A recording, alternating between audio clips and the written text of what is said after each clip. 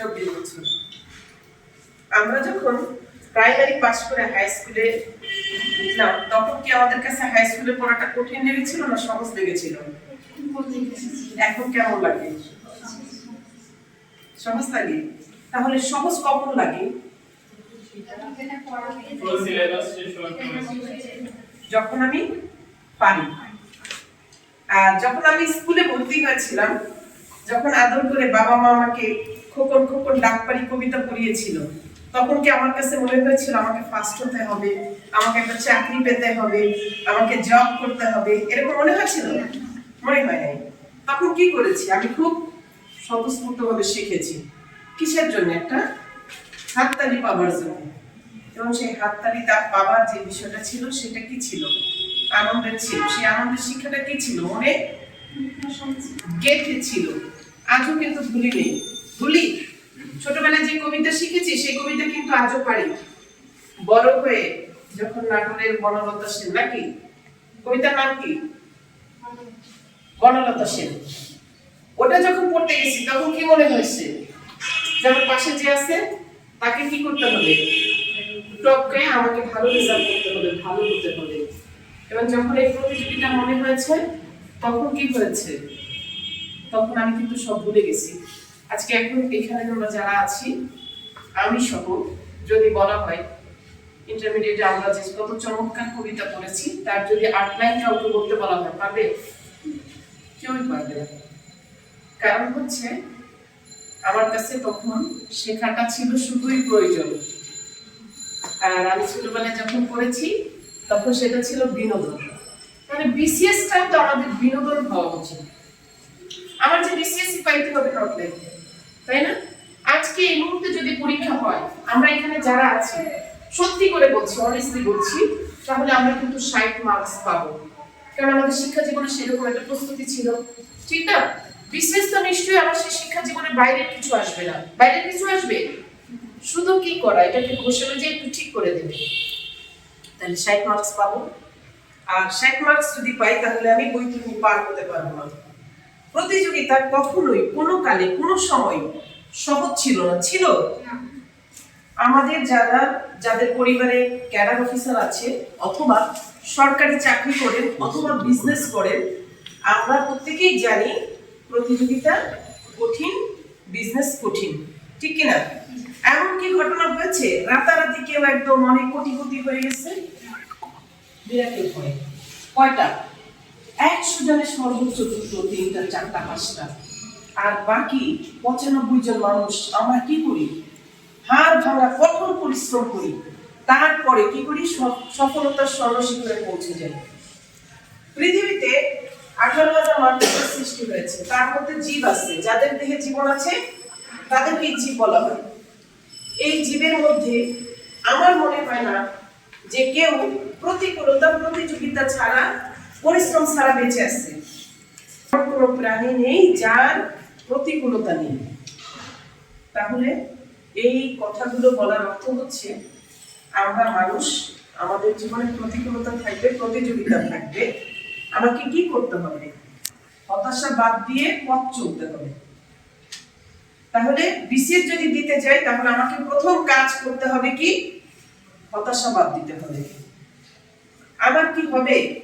পাশের ভাইয়ার হয় না, পাশের আপুর হয় না, আমারও মনে হয় হবে না। এই কথাটি ভুলে যেতে হবে। পাশের যিনি বসে আছেন তার ভাগ্য, আমার ভাগ্য, তার পরিশ্রম করার ক্ষমতা, আমার পরিশ্রম করার ক্ষমতা টোটালি ডিফারেন্ট। তাহলে প্রথমে শিক্ষাটা কি আজকের এই লেসন থেকে? সেটা হলো আমাকে হতাশা বাদ দিতে হবে। দ্বিতীয় হলো আমাকে চেষ্টা করতে হবে। কিভাবে চেষ্টা করতে হবে? আমি সারা জীবনে 24 বছর যদি পড়াশোনা করে থাকি, সেই 24 বছরে অনার্স মাস্টার্স কমপ্লিট করেছি, ইন্টারমিডিয়েট পড়েছি, 19-এ পড়েছি, অনেকগুলো সময় পার করেছি। সেই সময়ের ভেতরে আমরা যে পড়াশোনাগুলো করেছি, একটা সময় নিয়েছি, তাই না? আর বিসিএস দিতে এসে এত বড় একটা চাকরির পরীক্ষা দিব, জাতীয় ইউনিভার্সিটি 54টা সাবজেক্টকে কনভার্ট করে 10টা সাবজেক্ট করেছে। হ্যাঁ, এই 10টা সাবজেক্টের সিলেবাস করে আপনাকে আমাকে বিসিএস এর জন্য চাকরির প্রতিযোগিতায় দাঁড় করিয়েছে, ঠিক না? এই চাকরির প্রতিযোগিতায় দাঁড়ানোর জন্য আমরা যখন শিক্ষা জীবনে অনার্স মাস্টার্স কমপ্লিট করি তখন কিন্তু বলা হয় না তুমি সায়েন্স পড়েছো সায়েন্সের জিনিসই তোমার চাকরি হবে, আর্টস পড়েছো আর্টসের চাকরি হবে, কমার্স পড়েছো কমার্সের চাকরি হবে। যখন আমি প্রতিযোগিতামূলক কোনো পরীক্ষা দিতে যাই, শুধু বিসিএস না, নট অনলি বিসিএস, যে কোনো চাকরি, সরকারি চাকরি, নন ক্যাডার হোক ক্যাডার হোক, যে কোনো চাকরিতে পরীক্ষা দিতে গেলে আমি সায়েন্সের স্টুডেন্ট, আর্টসের স্টুডেন্ট, কমার্সের student, it doesn't matter, all are equal, তাই না? তাহলে আমরা যদি সবাই সমান হই, যে সায়েন্স পড়েছে তার জন্য নিশ্চয়ই আর্টসের সাল, সময়, পথ কঠিন, আর যে এই কমার্স আর্টস পড়েছে তার জন্য সায়েন্সের বৈজ্ঞানিক নাম মনে রাখা কঠিন। তাহলে আমরা সবাই কি সমান? আচ্ছা, এই সমান মানুষগুলো যখন এক জায়গায় আমরা প্রতিযোগিতার জন্য আসতেছি, এখানে 5.5 লক্ষ ছেলে মেয়ে এবার অ্যাপ্লাই করবে আমার ধারণা। এই 4.5 লক্ষের মধ্যে 4,000 5,000 ক্যান্ডিডেট থাকবে যারা চাকরি পেয়ে যাবে, 6,000 সর্বোচ্চ, ক্যাডারে নেবে 2,000, 2-3,000, তারপরে হচ্ছে নন ক্যাডারে চলে যাবে, বাকি যারা ভালো মানে করেছে তারা কোনো না কোনো চাকরি পাবে। অর্থাৎ সব মিলিয়ে আমরা 10-15,000 ছেলে মেয়েকে ধরে নিতে পারি যারা এবছর চাকরি পেয়ে যাবে, শুধু সরকারি না, অন্য যে কোনো ভালো চাকরি পাবে। তাহলে এখানে রেজাল্টটা কোনো ব্যাপার নয়, এখানে লেগে থাকা, ধৈর্য ধরা, কৌশল অবলম্বন করে পড়া, যারা এই কাজগুলো করতে পারবে তারাই কি হবে বিসিএস ক্যাডার হবে। আপনারা এখানে যারা আছেন তাদের জানতে বাকি নেই যে বিসিএস 3টা ধাপে অনুষ্ঠিত, ঠিক না? BCS preliminary, BCS written, BCS viva. আমরা বিসিএস প্রিলিমিনারির জন্য যথেষ্ট সময় পাই, রিটেনের জন্য খুব কম সময় পাই, 3 মাস, ভাইভার জন্য আরো কম সময়। আর বিসিএস কনফিডেন্সের একটা গবেষণা হচ্ছে প্রিলিমিনারির সাথে রিটেন, ভাইভা তিনটাকে কিভাবে কমপ্লিট করে একসাথে ইয়ে করতে পারি, ঠিক আছে? আজকে থেকে যদি আপনি ভর্তি হয়ে পড়াশোনা করেন তাহলে 1 বছর সময় পাবেন। এই 1 বছর সময়ের মধ্যে আমরা কি শুধু প্রিলিমিনারি করব? প্রিলিমিনারি করব না। আমরা যারা বুদ্ধিমান, আমরা যারা প্রতিযোগিতায় টিকে থাকতে চাই, আমরা যারা সত্যিকার অর্থেই মনে করি যে আমাকে বিসিএস পেতেই হবে, আমাকে কি করতে হবে, আজকে থেকে রুটিন করে ফেলতে হবে যে আমি বিসিএস প্রিলির পড়া কতটুকু করব, বিসিএস রিটেন কতটুকু করব, বিসিএস ভাইবার জন্য কিভাবে প্রস্তুতি নিব। অতীতে ছিল একটু হাঁটাহাঁটি, লড়াই কম ছিল, নিজেরা প্রস্তুতি নিয়ে হয়তো হয়ে গেছে, বাট এই প্রতিযোগিতার বিশ্বে এখন দেখা গেছে বেশিরভাগ সময় একটু পরামর্শের দরকার হয়, ঠিক আছে? এবং এই পরামর্শের জন্য কোচিং সেন্টারগুলো আমার মনে হয় যে ভালো। আপনার যেটা ভালো লাগে আপনি সেখানে গিয়ে ভর্তি হতে পারেন, কনফিডেন্সেই ভর্তি হতে হবে, নট লাইক দ্যাট। এবার মূল বিষয়ে আসি। বিসিএস প্রিলিমিনারিতে 200 মার্ক, বাংলা সাহিত্যে নম্বর 20, ইংলিশ ল্যাঙ্গুয়েজে 20 নম্বর, ইংলিশ লিটারেচারে 15 নম্বর, বাংলাদেশ বিষয়াবলী 30 নম্বর, আন্তর্জাতিক বিষয়াবলী 20 নম্বর, ভূগোল, বাংলাদেশ ও বিশ্ব পরিবেশ ও দুর্যোগ ব্যবস্থাপনা 10 নম্বর, সাধারণ বিজ্ঞান 10 নম্বর, কম্পিউটার ও তথ্য প্রযুক্তি 15 নম্বর, গাণিতিক যুক্তি 15 নম্বর, মানসিক দক্ষতা 15 নম্বর, নৈতিকতা, মূল্যবোধ ও সুশাসন 10 নম্বর, মোট 200 নম্বর। এটা নিয়ে আমরা রিটেনের সাথে প্রিলিমিনারি সিলেবাসের কিছু মিল রয়েছে, যেমন সংবিধানে 53টা আর্টিকেল পড়লে প্রিলিমিনারি, রিটেন, ভাইভা এবং লিখিত 3টা জায়গায় টাচ করা যায়। তারপরে হচ্ছে মুক্তিযুদ্ধ, এটা সব জায়গায় থাকবে। তারপরে আরো কিছু টপিকের মিল আছে, এই মিলগুলো আমরা আলাদা করতে পারবো, ক্যান্ডিডেটদের পক্ষে এই মুহূর্তে সম্ভব না। আমরা কেউ এখানে অনার্স মাস্টার্স করতে আসিনি, কোনো ডিগ্রিও নিতে আসিনি, এসছি শুধু একটা চাকরির প্রস্তুতি নিতে আসছি। এই চাকরির প্রস্তুতি যদি নিতে হয় তাহলে কি হতে হবে? অবশ্যই কৌশলী হতে হবে, তাই না? কৌশলী যদি না হয় তাহলে বিসিএস না, কোনো চাকরিই পাবো না। আমি এই কথাটা এইভাবে বলি, আজকে আপনারা যারা এই মিলনায়তনে উপস্থিত তারা প্রত্যেকেই ভাগ্যবান। এই জন্য ভাগ্যবান, আমার আপনার সাথে অনেক ছিল না বন্ধু বান্ধব, কারো ভালো চাকরি হয়েছে, কারো বিদেশ চলে গেছে, কেউ ভালো বিয়ে করে ঘরোই হয়ে গেছে, আর আমি কি করেছি, আমার একটা যোগ্যতা রয়েছে। বিশেষ পরীক্ষা দিতে হলে কি লাগে? যোগ্যতা লাগে। বিশেষটা সত্যিকার অর্থে কঠিন। এটি একটি সাগর যদি তুলনা করা হয়, সাগরের পাড়ে আপনি দাঁড়িয়েছেন, আপনাকে কি করতে হবে? পাড়ি দিতে হবে। সাগর কি সাঁতার দিয়ে পাড়ি দেওয়া যায়? সাগরে কি করতে হয়? ভেসে থাকতে হয়, ঠিক না? ভেসে থেকে কখন যে সাগর পাড়ে যাব সেটা গড নোস। আর কি? আমার প্রচেষ্টা, ঠিক না? তাহলে বিসিএসটা হচ্ছে অনেক বড় সাগর। এই সাগরকে পাড়ি দিতে হলে অবশ্যই কৌশল অবলম্বন করতে হবে, এবং এই কৌশল যারা অবলম্বন করবে প্রথমবারে তাদের যে কোনো চাকরি হবে। আর অনেকেই আছে 2 বার 3 বার 4 বার দিচ্ছে, তাদের ব্যাপারে আমার কোনো কথা নেই, লাখবার করেনি, হয়তো প্রস্তুতি তেমন ছিল না, ঠিক আছে? তাহলে আমরা এখানে যারা আছি তাদের জন্য আমার শেখার এবং আমার বলার একটি বিষয়, সেটি হলো আমরা কৌশল অবলম্বন করব। প্রিলিমিনারি রিটেন ভাইবার প্রস্তুতি কি? খুবই সংক্ষিপ্ত, সিম্পল। আজকে থেকে আমি ভাব ধরবো যে আমি ম্যাজিস্ট্রেট। মিরাকেল নাই, 2-4টা ঘটে, 2-4টা ভালো হয়তো ইয়ে হয়ে যায়, হঠাৎ করে বড় লোক হয়ে যায়। আমরা যারা সাধারণ মানুষ, আমাদের ভাগ্য বদলাতে হবে কঠোর পরিশ্রম করে। আর আমাদের মাথায় রাখতে হবে, মনে রাখতে হবে খরগোশ আর কচ্ছপের গল্প। বিশেষটা আমি একটু সহজ করতে চাই। আমার জীবনে সেই জায়গায় চলে যেতে চাই। আমি ভালো ড্রাইভার। কখন আমি ভালো ড্রাইভার হয়েছি? যখন আমি পারি, ঠিক না? আমার কাছে এখন অনার্স, মাস্টার্স বা ইন্টারমিডিয়েট 9-10 এর কোনো ছেলে পেলেকে পড়ানো খুব কঠিন ব্যাপার না, কারণ আমি ওই ধরনের পার হয়ে আসছি, ঠিক না? আমি যদি একটু স্টাডি করি তাহলে আমি অসাধারণ ভালো টিচার হব, ঠিক কি না? বাট আমার যখন বিসিএস হয়ে যাবে তখন আমিও বলতে পারবো না ভাই, এটা কোনো ব্যাপারই না। যতক্ষণ পারবো ততক্ষণ কঠিন। আর এই কঠিন জিনিসটাকে আমাদের সাধ্যের মধ্যে নিয়ে আসা সম্ভব। অসম্ভব সেটা শেরপা নাকি বলে, যারা পাহাড়ে উঠে ইলিশে উঠে, হ্যাঁ, পর্বতারোহী যারা, আমাকে যদি সেটা বলে, আপনাকে যদি সেটা বলে, ওটা আমার জন্য ডিফিকাল্ট, ওইটা আমি পারবো না, ঠিক না? ওইটা আমার দ্বারা পারা সম্ভব না। বাট আমার একটা শক্তি আছে, আমার একটা ভালো গুণের মধ্যে হচ্ছে আমি মেধাবী না, বাট আমি লেগে থাকতে পারি। আমাকে 18 ঘন্টা খাটতে হয়, এটাই আমার প্রয়োজন। আমি যদি 18 ঘন্টা না খাটি তাহলে 200 মানুষের কর্মসংস্থান হবে না এখানে, তাহলে আমাকেই খাটতে হবে, ঠিক না? আমি তো এটাকে এনজয় করি, হ্যাঁ। সো যে 18 ঘন্টা খাটবে আর যে 20,000 টাকা বেতন পাবে সে তো 18 ঘন্টা খাটবে না। আমি গল্পগুলো বলছি এই কারণে যে মেধা বলে কিছু নেই, চেষ্টাটা বড় বিষয়। এখানে বিসিএস এর দৌড়ে তারাই টিকে থাকে যারা চেষ্টা করে, লেগে থাকে। জিনিসটা খুবই সহজ, কোনো কঠিন না, যখন আমি পারবো তখন।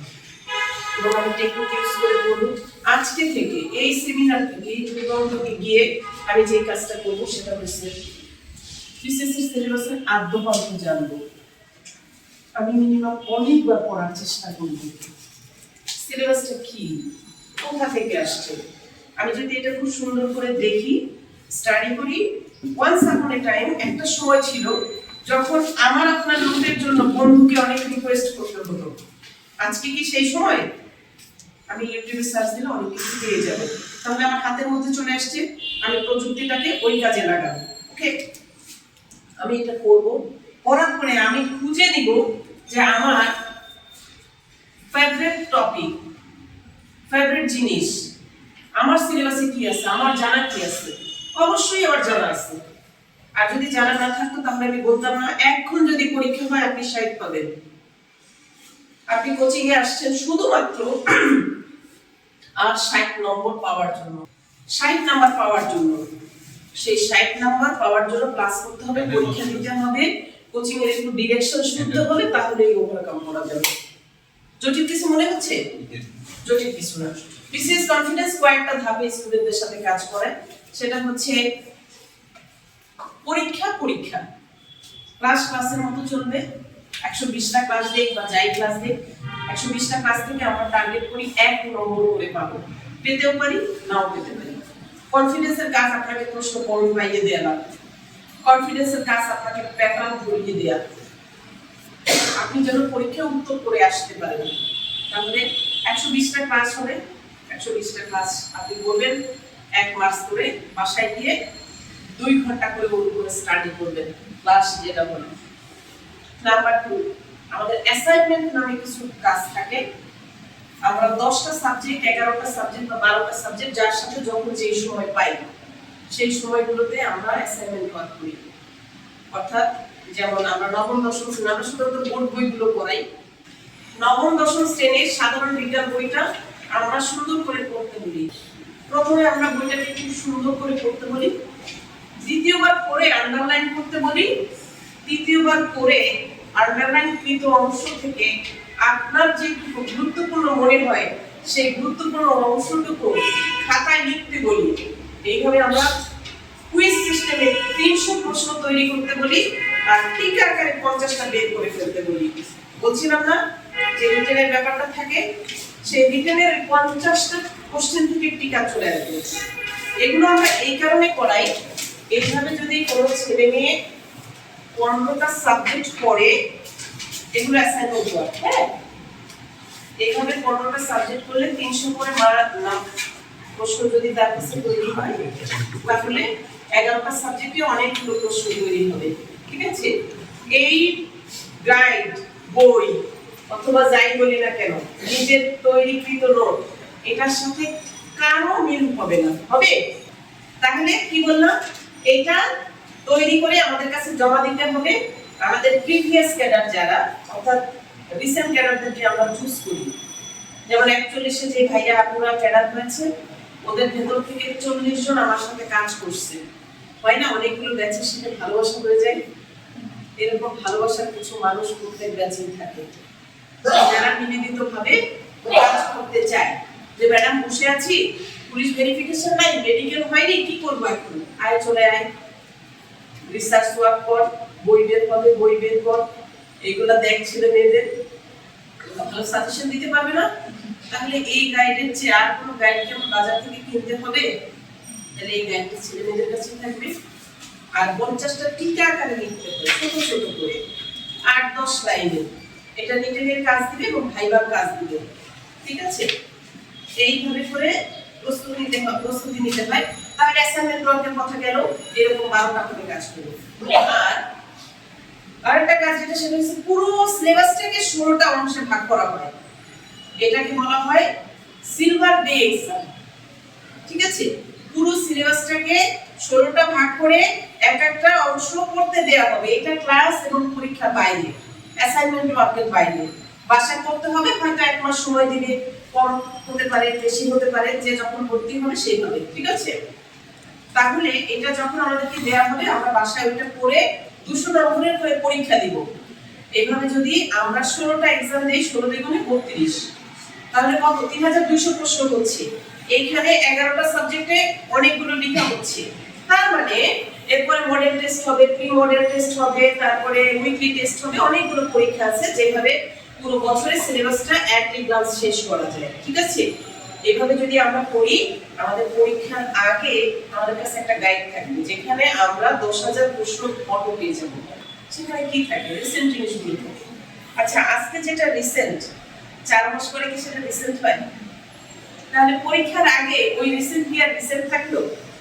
পরীক্ষার আগে কি সমসাময়িক বিষয় হবে। মার্চে যারা পরীক্ষা দিবে তারা কি প্রশ্ন পাবে? নির্বাচন নিয়ে প্রশ্ন হতে পারে, তাই না? তারপরে করোনার আগে যারা পরীক্ষা দিয়েছে তারা সেই বিষয় নিয়ে রচনা লিখেছে। হ্যাঁ, এইরকম হয়তো কিছু প্রশ্ন পাবা। আর এখন যারা মাশাআল্লাহ খুব ভালো স্টুডেন্ট, পড়াশোনা ভালো করে, তারা প্রতি একটা কারেন্ট অ্যাফেয়ার্স করে একেবারে মাথার কাছে নিয়ে পড়তে থাকে দেদারসি। তাহলে কি টেকনিক ইউজ করে পড়তে হবে। যারা টেকনিক ইউজ করে পড়তে পারবে তারা ইনশাআল্লাহ ভালো করবে। যে আমরা বড় হয়েছি, এখানে এসেছি কিন্তু গুইলি কেউ কিন্তু পাঠায়নি। আমরা যখন ইন্টারমিডিয়েট পাস করেছি, তখন বা ম্যাট্রিক পাস যখন করেছি, তখন কোথায় ভর্তি হবো এই সিদ্ধান্ত কে দিত? বাবা মা দিত। ভর্তি করানো নিয়ে বাবা মা। কিন্তু এখন আমরা যারা চাকরির প্রস্তুতি নিচ্ছি, তাদের জন্য কিন্তু বাবা মার কোনো গাইডেন্স নেই। আছে? প্রতিবেশীরা এসে এত সুন্দর কথা বলবে, আচ্ছা আপনার ছেলেটা মেয়েটা এত পড়াশোনা করলো, চাকরিটা বললো না, মানে কেমন আছেন? ওটা কি তোমার বাবা মার জন্য সান্ত্বনা? সান্ত্বনা না, ওটা বরং আরো বেশি কষ্ট, ঠিক কিনা?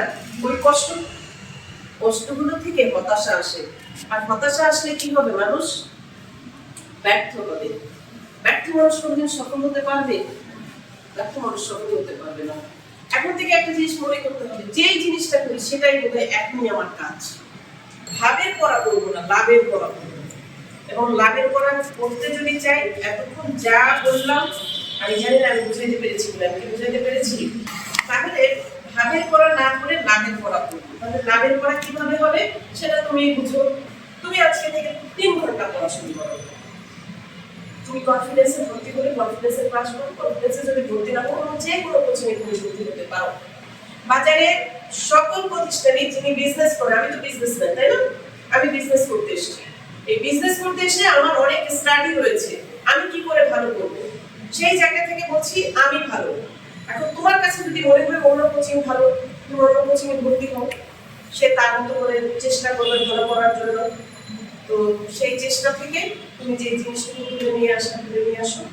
তাহলে 3 ঘন্টা করে পড়া শুরু করে দাও। 2 ঘন্টা ক্লাস করো, বাসায় গিয়ে ওর উপরে 3 ঘন্টা করো, 5 ঘন্টা সময় চলে গেল। আর একটা গুরুত্বপূর্ণ জিনিস বলে, আমরা এই সময় সবাই ব্যস্ত, অনেকেরই সংসার আছে, তার মধ্যে বাচ্চা আছে, এরকম অতীতে যারা ফার্স্ট সেকেন্ড থার্ড হয়েছে, আমার এরকম মিনিমাম 100 ক্যাডার চেনা আছে যাদের সংসার, চাকরি, অনেক কিছু সামলে তারপরে এটার জন্য সময় দিতে হয়েছে, তোমার সে সফল হয়েছে। দেখবো আমাদের পেজগুলোতে কনফিডেন্স অফিসিয়াল একটা পেজ আছে, হোম পেজ, ওখানে প্রায় ক্যাডার ছেলে মেয়েদের সাক্ষাৎকার যায়, তারা কিভাবে সফল হলো। আমাদের ইউটিউব চ্যানেল আছে, বুঝতে পাবো, সব জায়গায় দেখতে পাবো যে তারা কিভাবে সফল হয়েছে। আসলে সফলতার গল্প তো ভিন্ন, এক একজনের জীবন এক এক রকম। বললাম না শুরুতে, ওই জায়গা থেকে আমরা শুধু একটু বুঝতে পারি যে কিভাবে পথটা চলবো, বাট এর বেশি কিছু নেই আর নেই। ঠিক আছে, আমার সমস্যা আমাকে সমাধান করতে হবে, আমাকে সলভ করতে হবে। সাপোজ অ্যাজ ধরো এখন তোমার বড় হসপিটালে, এখন তুমি যদি থিওরি মতো চলতে যাও, তোমাকে আজকে এখন গিয়ে পড়াশোনা করতে হবে, পারবে না, তাই না? তোমার ওই প্রবলেম সলভ করতে হবে, মাথায় রাখতে হবে যে আমাকে 3 ঘন্টা পড়তে হবে। সেটা তুমি কিভাবে করবে এটা তোমার ব্যাপার। ওকে, এরকম অনেক ছেলে মেয়েদের পাই যারা আসলে সংসার সামলে, চাকরির সামলে, সবকিছু সামলে তারপরে ছেলেটি বা মেয়েটি এই কাজটা করে। প্রত্যেকের জীবনে কিন্তু কি বললাম, দায়বদ্ধতা রয়েছে। মেয়েদের এখন বেশি, এখন মেয়েদের কম না, একটা সময় ছিল কিন্তু দায়বদ্ধতা কম, ছেলেরা চাকরি করবে, মেয়েরা কি করবে। তো ভালো যে জিনিসটা বলতেছি, এই পেশার কথা যেটা বললাম, তোমার যখন যেটা ইচ্ছে সেটাই করতে পারবে, তোমার তবে আজকে থেকে একটা রুটিন খুলে দাও। সেটা হচ্ছে বলতে যাও নিজেকে 1টা বছর সময় দাও, শুধু 1টা বছর এই কথাগুলো শোনো। যদি লাভ না হয়, এই কোচিং এ ভর্তি হওয়ার জন্য যে টাকা তুমি ব্যয় করেছো, ইভেন তুমি যে মেসে থাকো, যেই জায়গায় থাকো, যে খরচ হয়েছে, সেই খরচগুলো আমি তোমাকে লিখিত দিয়ে দিব। যদি আমার এই সিস্টেমে চলার পরে তোমার ক্যারিয়ার না হয় বা চাকরি না হয় বা জীবনের কোনো পথ তুমি খুঁজে না পাও, তখন আমি তোমার সকল টাকা ফেরত দিয়ে দিব। কোনোভাবে চলছে, তোমার সেভাবে চলার দরকার নেই।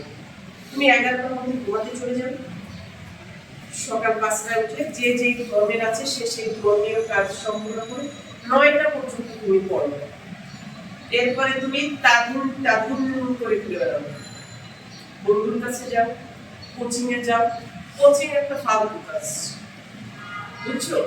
ফালতু কাজ মানে কি, ওই যে 100 জন আসলো, পড়লা, শিখলো, দেখলে বুঝলাম কোন টপিক কোচিং থেকে নেওয়ার। শুধু একটা জিনিস আছে যে এই টপিকটা পড়ো, টিচার যে টপিকটা পড়ালো সেই টপিকটা পড়ো, সে তার মতো পড়িয়ে গেছে, তুমি তো তোমার মতো করে বোঝোনি, বুঝেছো? বুঝো, তাহলে তুমি সেটা গিয়ে বাসায় করো, ওইটুকু কাজ করিয়ে দিয়েছে টিচার, বুঝতে পারছো? ওইটাকে তুমি একটা আউট কাজ দাও, ওটা তোমার ভালো কাজ, কিন্তু মনে করবা যে ওইটা তোমার কোনো কাজ না। মানে তোমার ব্যক্তিগত কাজ কোনটা? 5টা থেকে 9টা কয় ঘন্টা এই চাকরিটা শুরু। তো হতাশ হলে তুমি ব্যর্থ হবেই, লিখে রাখো, বুঝতে পেরেছো? এই হলো বিষয়। মোটামুটি যদি বুঝে থাকো, আমি তোমাদের অনেক সময় নিয়েছিলাম, নিয়ে নিলাম, অসংখ্য ধন্যবাদ। আমি যাদেরকে দেখলাম প্রত্যেককে অসংখ্য ধন্যবাদ। আমার জন্য দোয়া করবে, আমি তোমাদের জন্য দোয়া করি। তোমাদের যা যেখানে পছন্দ শুধু শুরুটা করে দাও, যেখানে ইচ্ছা সেখানে ভর্তি হয়ে যাও। কনফিডেন্ট যদি ভালো লাগে ভর্তি হয়ে যাও। প্রত্যেকেই সুন্দর সুন্দর কথা বলে, বাট সুন্দর কথায় নয়, কাজটা তুমি বুঝিয়ে নাও। ঠিক আছে, আমি যেহেতু বিজনেস করি, আমি তোমার কাছ থেকে টাকা নেওয়ার জন্য সুন্দর কথাগুলোই বলবো, এবং এই সুন্দর কথাগুলোই তো আমি রক্ষা করেছি তোমাকে আমার কাছে আনার জন্য। বাট তোমার চেষ্টা থাকবে যে তুমি যে টাকাটা দিয়ে ভর্তি হলে সেই টাকাটা পুরোটা কনফিডেন্সের কাছ থেকে বুঝে নেয়। বুঝতে পেরেছো? যদি বুঝে না নিতে পারো সেই দায়বদ্ধতা তোমার। ঠিক আছে, উইশ ইউ গুড লাক, সকলের সুস্বাস্থ্য কামনা করছি। দেখা হবে যদি লক্ষ্য থাকে অটুট বিশ্বাস হৃদয়ে, হবেই হবে দেখা, দেখা হবে বিজয়ে। তোমাদের অনেক বড় সংবর্ধনা প্রোগ্রাম হয়, সেইখানে দেখা হবে। প্রত্যেকটা মুখকে আমি সেইখানে দেখতে চাই। ঠিক আছে, নিজের মতো করে প্রস্তুতি নিয়ে নাও। আর যারা ভর্তি হতে চাইবা, অফিসাররা আছে, তাদের সাথে যোগাযোগ করে নিবা। সারা বাংলাদেশের কনফিডেন্সের 52টি শাখা আছে, তুমি যে কোনো শাখায় ভর্তি হতে পারবা। যে কোনো শাখায় বসে, যে কোনো জায়গায় বসে অনলাইনে তুমি সেবাটা নিতে পারো। ওকে, থ্যাংক ইউ ভেরি মাচ।